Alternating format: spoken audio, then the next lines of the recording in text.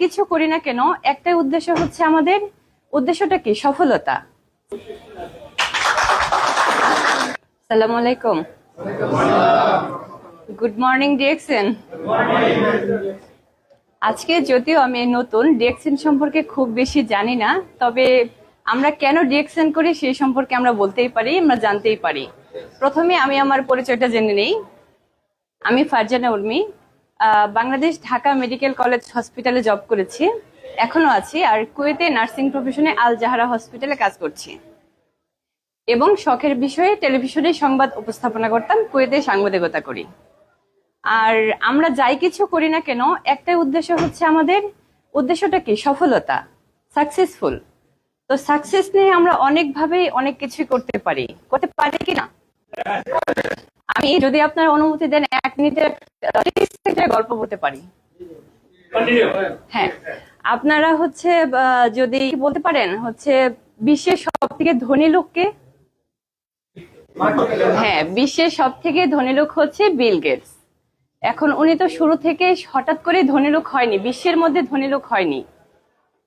তো ওনার সাথে, যেহেতু আমি সাংবাদিক, ওনার সাথে কোনো এক সাংবাদিকের কথা হয়েছিল। তো সাংবাদিক ওই বিল গেটসকে জিজ্ঞেস করছিল যে স্যার, আপনি হচ্ছে বিশ্বের কিভাবে ধনী হলেন, তার রহস্যটা কি আসলে? তখন হচ্ছে স্যার কোনো রকম উত্তর দেননি। উত্তর না দিয়ে উনি একটা পকেট থেকে ব্ল্যাঙ্ক চেক বের করে দিয়েছে। তো ব্ল্যাঙ্ক চেকটা বের করে দেওয়ার পরে উনি বললো যে তুমি তোমার ইচ্ছে মতো টাকাটা লিখে নাও, অঙ্কটা পরিমাণটা লিখে নাও। সাংবাদিক তো হতভম্ব হয়ে গিয়েছে যে কেন, আমি কথা বলে কি ভুল করলাম? তাকে যে প্রশ্ন করলাম, উনি কি ভুল করলাম জিনিসটা? তো উনি ভাবছে, উনি আর কি ভয় পেয়েছে। একটু পরে ঘুরে ফিরে স্যারকে সরি বলছে, স্যার আমি আসলে ভুল করে ফেলেছি, আমি শুধু জানতে চেয়েছিলাম যে আসলে ধনী হওয়ার রহস্যটা কি। তখন উনি একটি উত্তর দিয়েছিলেন। উনি বললেন যে তোমাকে যে একটা ব্ল্যাঙ্ক চেক দিয়েছিলাম, তুমি যদি চাইতে এক মুহূর্তে বিশ্বের সব থেকে ধনী সাংবাদিক হতে পারতে, তো তুমি কিন্তু সেই সুযোগটা নাওনি।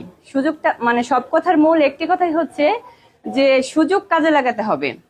এখন আমি তোমাকে দিয়েছিলাম একটি ব্ল্যাঙ্ক চেক, তুমি যদি সাইন করে তোমার টাকার অঙ্কটা বসিয়ে নিতে, তাহলে কিন্তু তুমি সব থেকে ধনী সাংবাদিক হতে পারতে।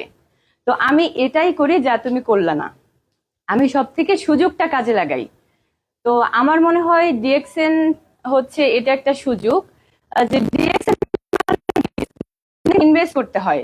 তো আমি মনে করি ডিএক্সএন এর মধ্যে কিন্তু আমার মানি ইনভেস্ট করতে হয় না, কিংবা কেউ করে দিয়ে ইভেন আমিও করছি না, কিন্তু এখানে ইনভেস্ট করে কিন্তু অনেক সুযোগ আছে। আপনার মেধা ইনভেস্ট করতে পারেন,